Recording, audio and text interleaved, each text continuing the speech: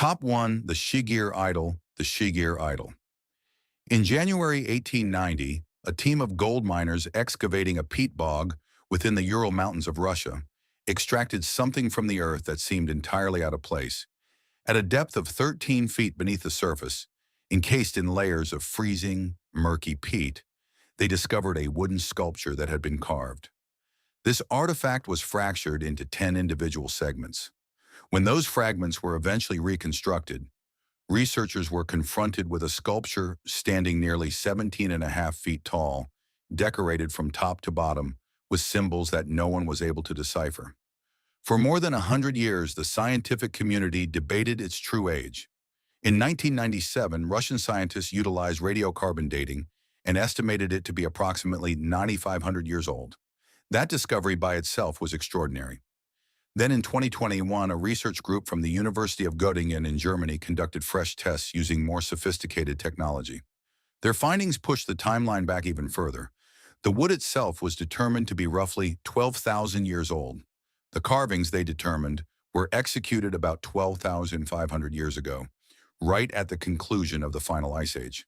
This implies that the object is more than twice as old as the pyramids of Egypt. It predates Stonehenge by more than 7,000 years. Furthermore, it was crafted by a people who, based on everything we previously believed, should not have possessed the skill to create it. Today, the Shigir idol stands at 9.2 feet. A significant portion of its original stature was lost during the Soviet period, when various fragments were poorly handled or destroyed. What survives is carved from a single larch tree that was at least 159 years old when it was felled. The implements used to carve it were fashioned from stone and the lower jawbones of beavers, utilizing their sharp incisor teeth as makeshift chisels. Every inch of its flat, rectangular frame is covered in symbols. Zigzagging lines, chevrons, herringbone motifs, wavy patterns, and straight horizontal marks traverse its surface in intentional, repeating sequences. 8 human faces are etched into the wood at different heights, each featuring deep-set eyes and open mouths, arranged in what experts believe represents a form of hierarchy. None of these symbols have ever been successfully decoded. Professor Mikhail Zhilin of the Russian Academy of Sciences, a leading researcher on the idol, has spent years analyzing its surface. His verdict is straightforward. He has claimed that the patterns contain what he calls encrypted information, representing knowledge being transmitted from one group of people to another through these carvings. Some experts believe the markings might be the world's oldest surviving coded message. Others suggest it could have served as a map. A few have even proposed it represents an early form of writing, which, if proven, would push the dawn of symbolic communication back by several millennia. What makes this particularly challenging for modern science is the identity of its creators. These were not settled agriculturalists. They were hunter-gatherers living through the conclusion of a major climatic shift, traversing forests, hunting game, and surviving in small nomadic groups. The long-held academic view was that complex ritual art, large-scale symbolic items, and high-level spiritual expression emerged later with agricultural societies in the Middle East. Roughly 8,000 years ago, the Shigir idol completely dismantles that timeline.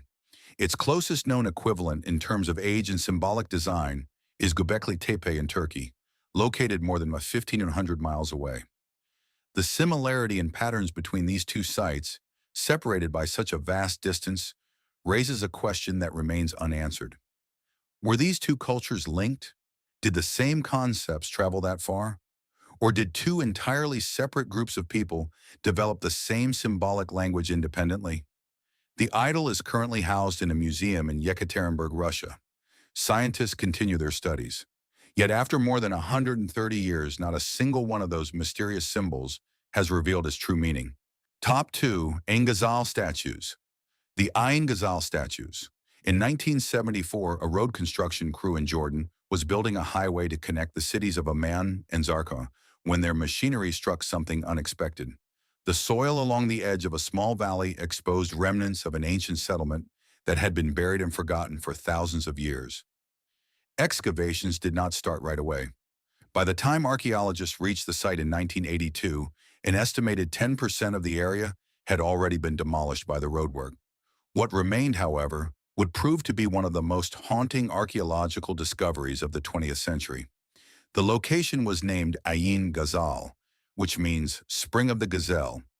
At its height, between approximately 7200 BCE and 6500 BCE, it was one of the largest known settlements in the ancient Near East. It spanned between 10 and 15 hectares and was home to as many as 3,000 residents. That made it 4 to 5 times larger than the city of Jericho during the same era. These were not nomadic bands of people. They cultivated barley, wheat, lentils, and chickpeas. They managed herds of goats. They constructed rectangular stone dwellings plastered with lime and decorated with red paint. They were a structured, functioning society with a sophisticated internal life, and they interred their dead beneath the floors of their own residences. In 1983, while inspecting a cross-section of earth exposed by a bulldozer, archaeologists spotted the edge of a large pit roughly 8 feet underground. Inside was a find no one anticipated. Carefully arranged in the soil were plaster statues of human figures, preserved in nearly flawless condition. A second cache was unearthed in 1985, about 200 years younger than the first set. In total, 15 full-body statues and 15 busts were salvaged. Among them were figures featuring 2 heads sharing a single torso. The statues were constructed over bundles of reeds.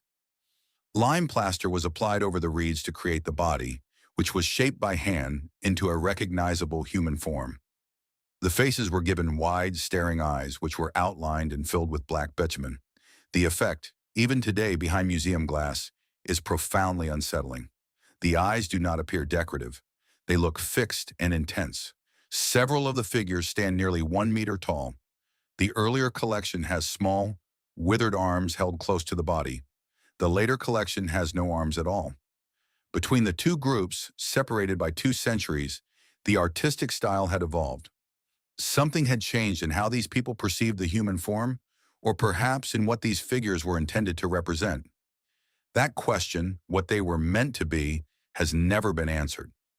Archaeologists have confirmed that the statues seem to have been buried very shortly after they were created. They show almost no evidence of handling or long-term display. This suggests they were likely not kept in homes, carried in public ceremonies, or passed down through generations.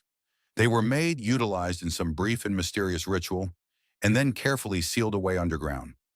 Gary Rolifson, the American anthropologist who directed the excavations, has noted that the burial method may mirror the subfloor burial of human remains at the same location. The dead were placed in the ground beneath the houses, and so apparently were these figures. The 2-headed statues remain the most difficult to categorize. No other culture from this era and region is known to have created 2-headed human representations in this specific form or at this scale. What that second head signified to the people who made it, whether it was spiritual, symbolic, or something else entirely, is completely unknown.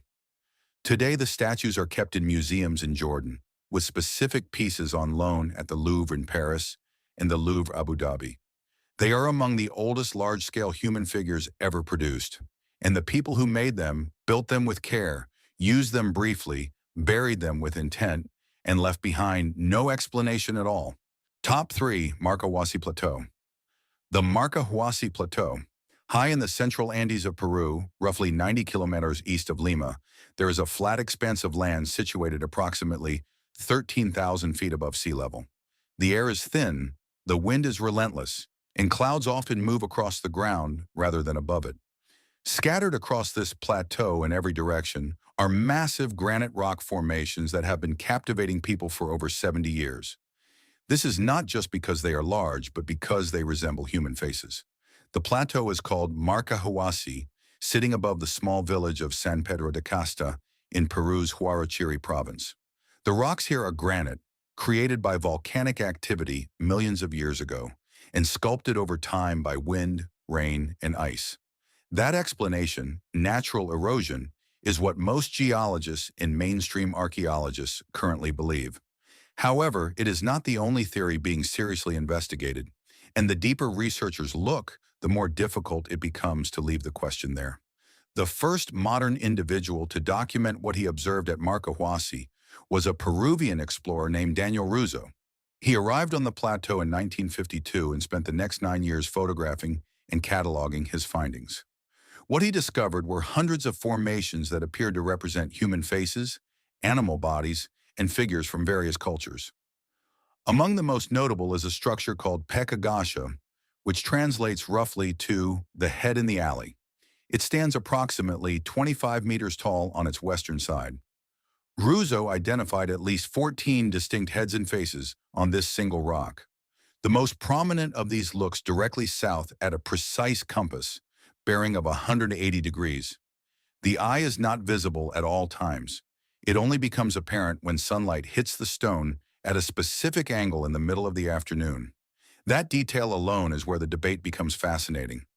Russo named this formation the Monument to Humanity because he believed the faces on it represented different ethnic groups from across the globe. Whether that interpretation is accurate is one question, but the behavior of the light, the way specific facial features only appear under certain sun angles and at specific times of the year, is harder to dismiss. Russo argued this was intentional, that whoever worked these stones designed them to reveal themselves only when viewed from precise positions at precise moments. In 2014, a research team began using GPS technology to map the relationships between the major rock formations and smaller surrounding markers across the plateau. Their findings, published in a peer-reviewed journal in 2022, involved researchers from Boston University and the Pontifical Catholic University of Peru. Using Monte Carlo simulations to test whether the alignments between formations could occur by chance, they found that several structures align with notable points on the solar calendar. Lines between specific formations correspond to sunrises and sunsets at the solstices and equinoxes. At least one alignment also corresponds to the heliacal setting of the Pleiades star cluster, which holds deep significance in Andean cosmology and is documented in the Huarochirí manuscript, one of the most important surviving records of pre-Columbian Andean belief. The researchers were cautious in their conclusions. They did not claim Marcahuasi was a constructed city or that all the formations are man-made.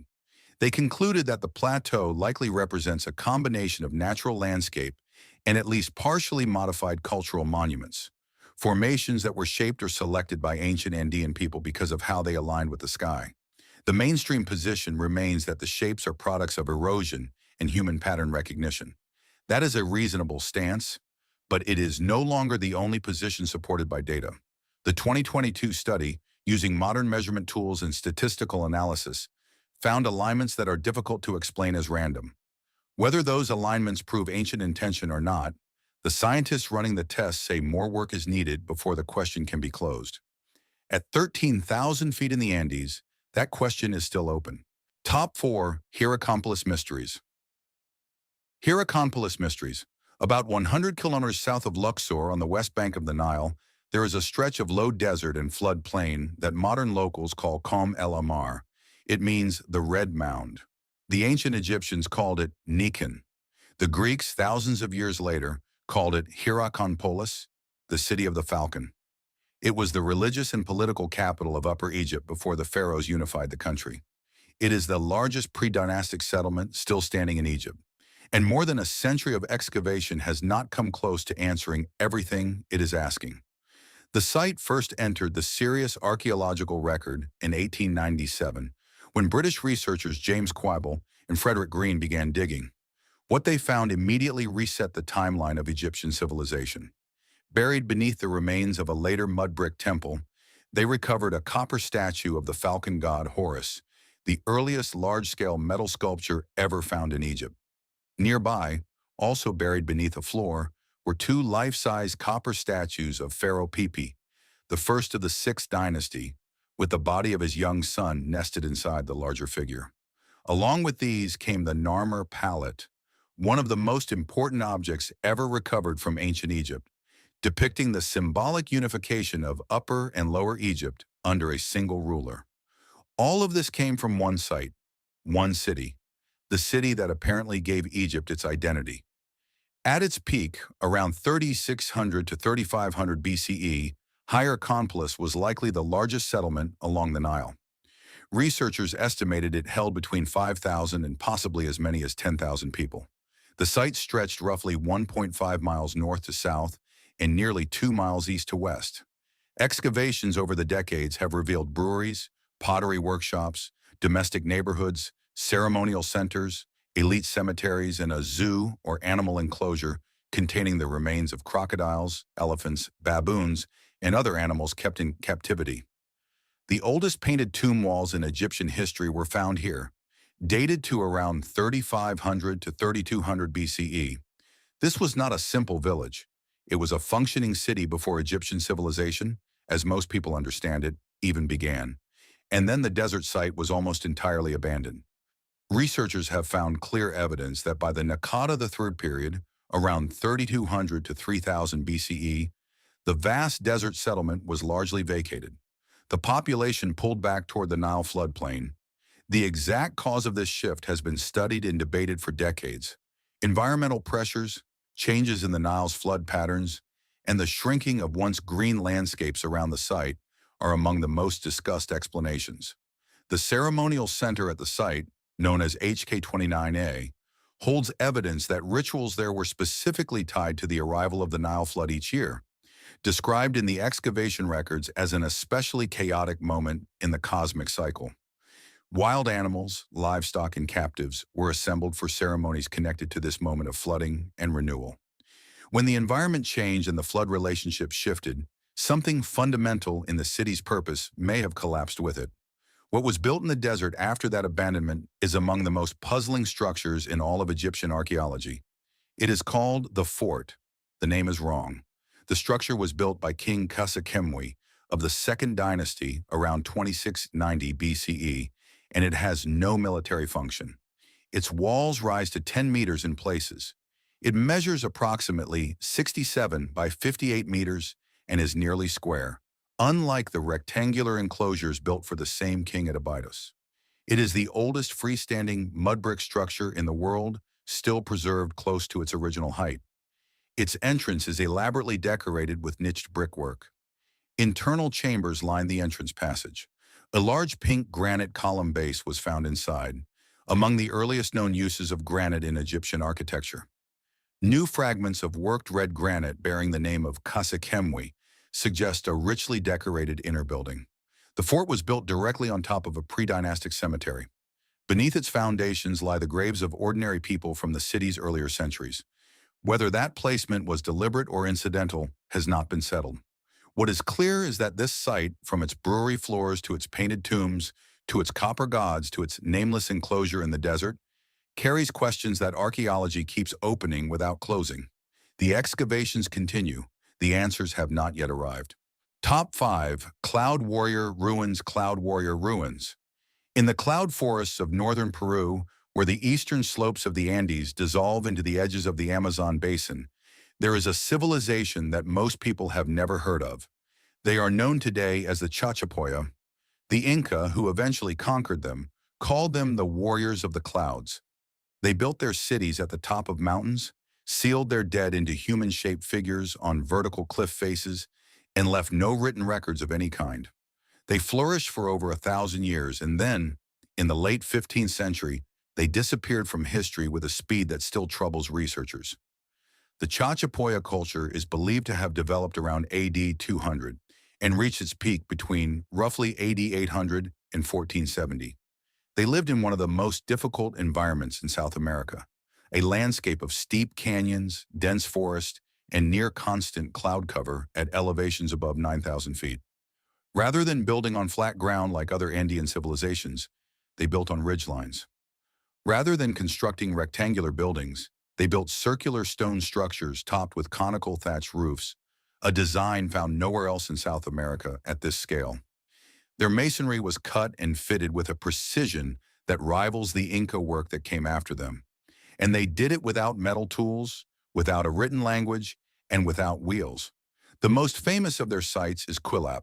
It sits 10,000 feet above the Utcubamba Valley on a narrow mountain ridge in what is now Peru's Amazonas region. The outer walls of Quilap reach 20 meters in height in places with an average thickness of 80 centimeters. The structure contains over 400 circular stone buildings spread across an area of nearly 65,000 square meters. It predates Machu Picchu by at least 700 years. Early descriptions called it a fortress, but ongoing excavations have consistently shown it was a complete, functioning settlement, housing merchants, farmers, shamans, and administrators alongside warriors. Its full purpose, its spiritual significance, and its precise role within the wider network of Chachapoya settlements are still being worked out.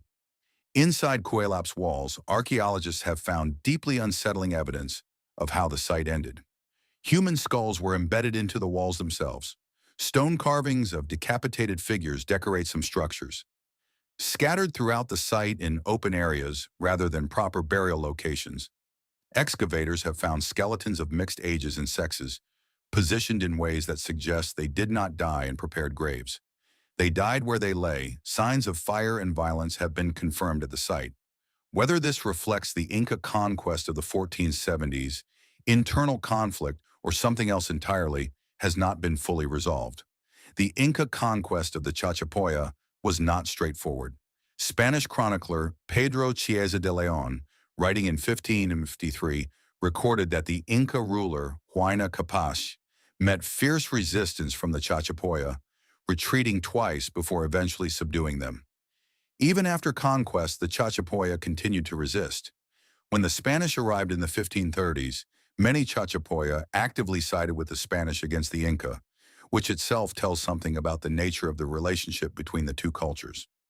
In 1997, over 200 mummies were discovered sealed in cliffside tombs above a remote lake called Laguna de los Condores, 500 miles north of Cuelap. They were found in a seated position, wrapped tightly in individualized sarcophagi, a burial form that is described as highly unusual even among Andean cultures. Many showed evidence of elongated skulls and trepanation holes drilled into the skull while the person was still alive. In 2025, researchers using LiDAR technology discovered more than 200 previously unknown Chachapoya structures hidden beneath the cloud forest canopy in the La Jauja district. The civilization was larger and more connected than anyone had understood. They left no language behind, only stone and their dead watching from the cliff. Top 6 Lost Ninth Legend. Lost Ninth Legion. In AD 108, a Roman construction crew finished rebuilding the main gateway of a fortress in the city of Eboracum in what is now York, England.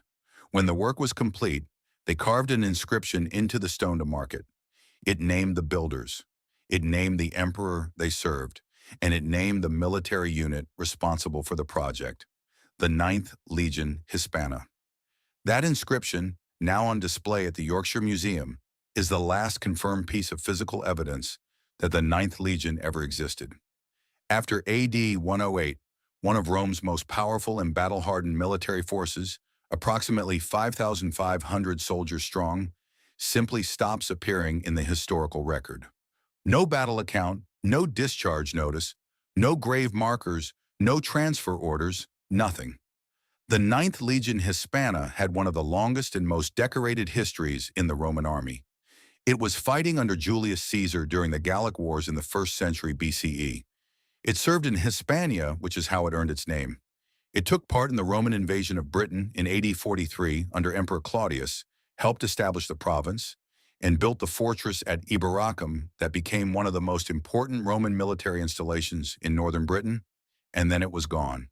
Around AD 122, the 6th Legion Victrix arrived from Germania Inferior and took over the base at Eboracum. Roman military policy did not place 2 full legions in the same provincial fortress without reason. The arrival of the 6th was a replacement. The 9th was no longer there. The 6th would remain stationed at York for centuries.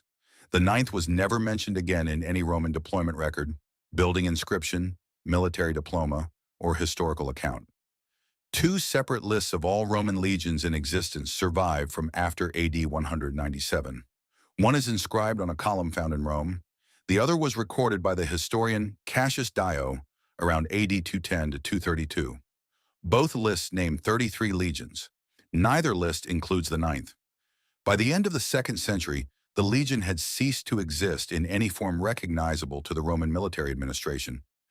What happened to it in the gap between AD 120 and AD 197 is the question that has never been answered. The most well-known theory is also the most dramatic. It holds that the Ninth marched north of what would become Hadrian's Wall into the territory of the Caledonian tribes in what is now Scotland and was wiped out in an ambush. The 19th century German historian Theodor Mommsen argued for this scenario, suggesting the attack was carried out by the Brigantes or northern tribes during a period of serious Roman military difficulty in Britain. The fact that Hadrian ordered the construction of his famous wall beginning in AD 122, shortly after the Ninth vanished, is seen by some as a response to a catastrophic military loss that made Rome pull back permanently from its northern ambitions.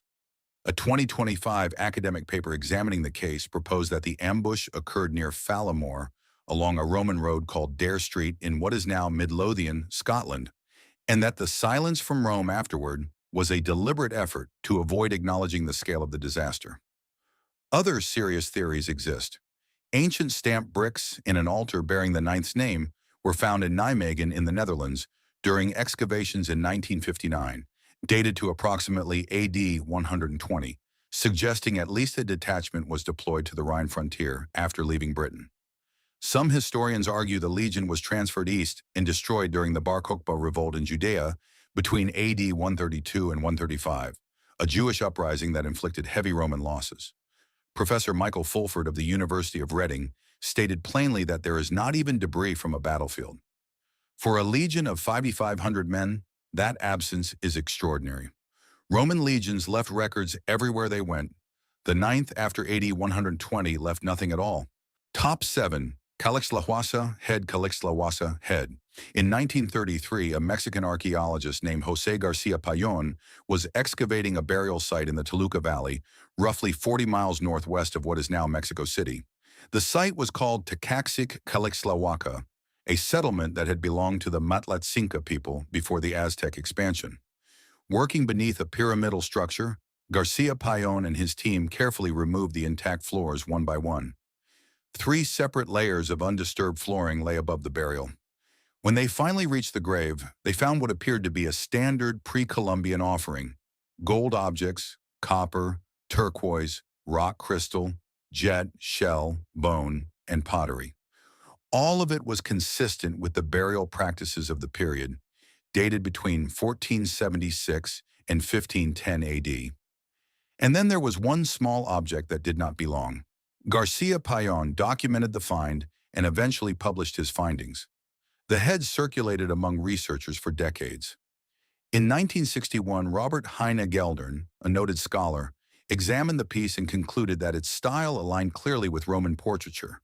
In 1990, German archaeologist Bernhard Andrea examined it and stated it was without any doubt Roman, linking it stylistically to the Severan period of the Roman Empire, which dates to the late 2nd and early 3rd century AD.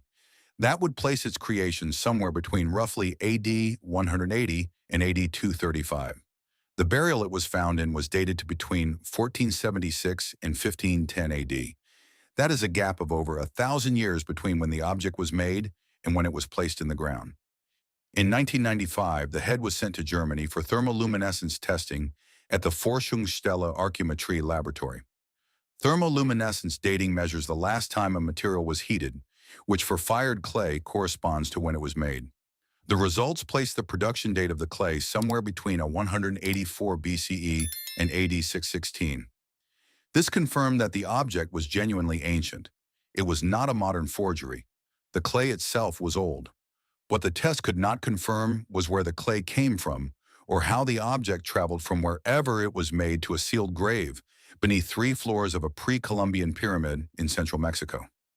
That question has not been answered in the more than 90 years since the discovery. A second theory involves early Spanish contact. Columbus and his crews reached Caribbean islands in 1492 and reached mainland coastal regions of Central America before 1510. Under this theory, a Spanish explorer carried a small Roman antique across the Atlantic as a curiosity.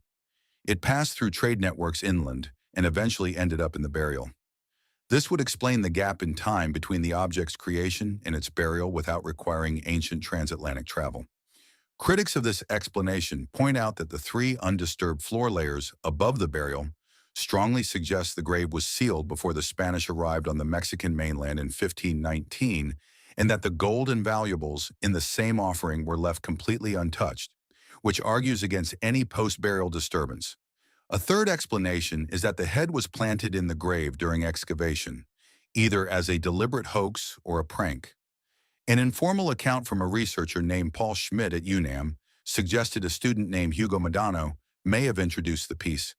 However, investigation of that claim found that Modano was not present at the relevant excavations, and no direct evidence of planting has ever been established. As of March 2026, coverage of the artifact continues to describe it as one of the few objects in pre-Columbian archaeology that mainstream science genuinely cannot place. The clay is ancient, the style is Roman, the grave is sealed, and no one has been able to explain how all three of those facts can be true at the same time. Top 8. Vix Crater. Vix Crater. On January 5, 1953, a farmer named Maurice Moisson was helping with an excavation near the small village of Vix in northeastern Burgundy, France. The team was digging beneath a flattened burial mound, the kind common to the region's Iron Age past. What they found, sealed and completely undisturbed for approximately 2,500 years, would become the most significant Celtic archaeological discovery of the 20th century. And at the center of it all was an object so large, so technically precise, and so far from home that researchers are still working out how it got there. The burial chamber was a timber mortuary room measuring 9 meters squared, built beneath a mound 33 meters in diameter.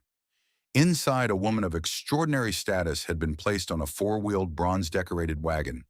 The wheels had been removed and propped against the eastern wall of the chamber. She wore a 24-karat gold torque around her neck weighing 480 grams, decorated with winged horses at each end. Around her were 6 slate bracelets, amber necklaces, fibulae of Italian origin, Etruscan bronze basins, and Attic pottery cups from Greece. She is known today as the Lady of Vix, though whether she was a queen, a princess, or a priestess remains officially unresolved. But none of the other objects prepared the excavators for what else was in that chamber. Standing in the corner of the burial room was a bronze vessel nearly 5.5 feet tall. It weighed 208.6 kilos. Its capacity was 100 liters, enough to hold roughly 1,450 bottles of wine. It was made from a single sheet of hammered bronze with walls between 1 and 1.3 millimeter thick. It is the largest bronze vessel ever found from the ancient Western world, and it was made in ancient Greece. The vessel is called a crater, a container used in the Greek world for mixing wine and water before serving at banquets. Most craters were made of clay. This one, made entirely of bronze, is without parallel anywhere in the archaeological record. The neck of the vessel carries a detailed frieze depicting 8 four-horse chariots, each driven by a charioteer, each followed by a fully armed Greek foot soldier. The 3 handles, each standing 55 cm tall and weighing roughly 46 kg, are supported by rampant lionesses and decorated with grimacing Gorgon faces, a common symbol in Greek bronze work of the period. The lid is a separate hammered bronze sheet weighing 13.8 kg, perforated with holes to function as a wine strainer, topped by a small molded bronze figurine of a woman in a Greek peplos garment with one arm extended outward. Researchers have dated the crater's creation to approximately 530 to 520 BCE based on its stylistic elements. The burial it was found in dates to around 500 BCE. The most commonly cited origin for its manufacture is the Greek city of Sybaris in southern Italy, though no workshop has ever been definitively confirmed. The vessel was found in 7 or more separate pieces with Greek alphabetical markings on several components that functioned as assembly guides. This means it was deliberately disassembled before transport and put back together at its final destination. The crater sits today in the museum at Châtillon-sur-Seine, about 6 kilometers from where it was found. At 100 liters, it remains the largest bronze vessel the ancient world is known to have produced. The Greeks made it. A Celtic woman in Burgundy was buried with it. Everything in between is still being worked out. Top 9. Mold Gold Cape. Mold Gold Cape. On October 11, 1833, a group of workers were quarrying stone from a burial mound in a field near the town of Mold in Flintshire, North Wales. The mound had a name in the local Welsh language, Bryn yr Elylon, which translates to the Hill of the Goblins. For generations before the excavation, Local people had avoided this hill after dark, reporting sightings of a ghostly figure dressed in glittering gold moving through the moonlight. The workmen paid little attention to the legend. They needed stone for road building, and the mound was in the way. What they found inside it changed the way archaeologists understand Bronze Age Britain. Beneath the surface, inside a stone-lined grave, known as a cist, lay a human skeleton. Wrapped around the upper body of that skeleton was a large crushed sheet of pure gold. It was covered edge to edge in an intricate raised pattern of ribs and rounded bosses. Alongside it were hundreds of small amber beads, 16 fragments of sheet bronze, 2 gold straps, the remains of woven textile, and an urn filled with burnt bone and ash positioned nearby. The workers, not recognizing the significance of what they had found, divided the gold pieces among themselves and with the farmer who rented the field. The skeleton, having no apparent value, was discarded. Its bones were gone before any formal examination could take place. The largest gold pieces were eventually sold to the British Museum in 1836. Smaller fragments surfaced over the following decades, with the last pieces incorporated into the collection as late as 1972. For over a century, the broken sheets of gold sat in storage, and their relationship to each other was unclear. It was not until the 1960s that conservators at the British Museum attempted to assemble the fragments properly. What they were holding, they realized, was not a breastplate or a military object. It was a garment, a gold cape designed to cover the shoulders and upper chest of a human body. The cape is 458 millimeters wide and fits a very small frame. Researchers have concluded it was almost certainly made for a woman of slight build or possibly a young person.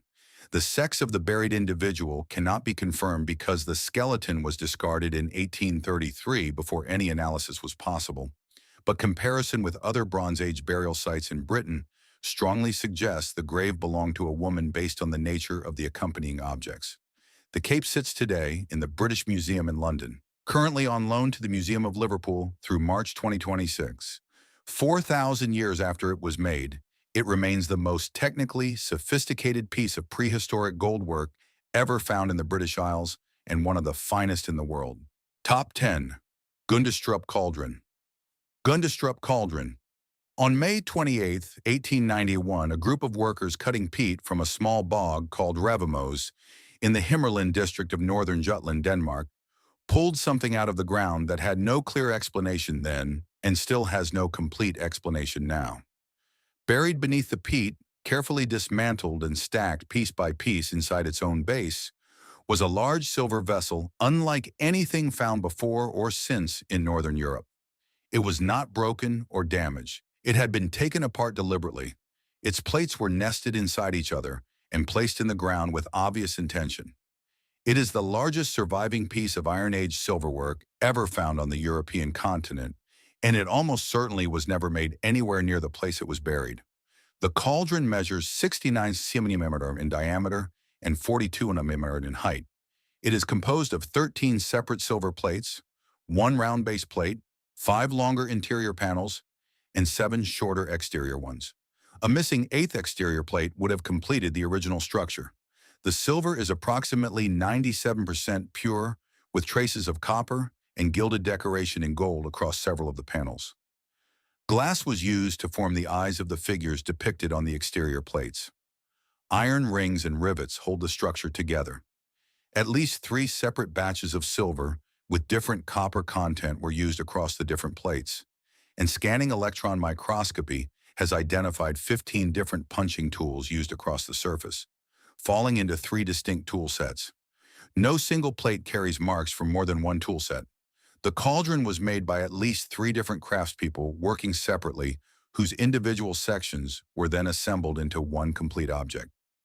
The scenes pressed into those silver plates are what have made this object one of the most analyzed and most debated artifacts in all of European archaeology. The interior panels carry full narrative scenes of remarkable detail and technical quality.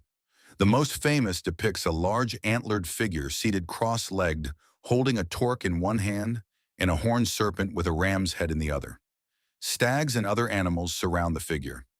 Many researchers identify this as Cernunnos, a Celtic deity associated with nature, fertility, and the wild. Other interior scenes show warriors being plunged headfirst into a large cauldron by a giant figure, which some scholars interpret as a depiction of ritual sacrifice or resurrection. One panel shows a procession of foot soldiers and cavalry accompanied by carnyx players, the carnyx being a distinctively Celtic war trumpet shaped like an animal's head. Another shows figures wrestling large cats identified as lions or leopards. The technical methods used to make the cauldron, specifically the high repoussé work, the pattern punching, the tracers, and the partial mechanical gilding using gold foil fixed with closely spaced punch marks are not found in the Celtic artistic tradition of the same period. They are, however, entirely consistent with the known silver working techniques of the Thracians, the ancient people who inhabited the region now covered by Bulgaria and Romania. The National Museum of Denmark, where the cauldron is displayed, states on the basis of this technical evidence that the vessel was most likely produced in southwestern Romania or northwestern Bulgaria, in the zone where Celtic and Thracian peoples lived in close contact during the 2nd and 1st centuries BCE. No written record anywhere in the ancient world mentions it. No myth explains it. No culture fully claims it. It was made somewhere between the Atlantic coast and the Danube. It ended up in a bog in Denmark. Everything in between is still being argued about in academic journals published this year. If these stories of ancient enigmas have shifted your perspective on the history we think we know, please subscribe to our channel and like this video. We are dedicated to excavating the truths that time has tried to keep hidden. Help us cultivate the future by understanding our past. The next great treasury of history will be opened very soon,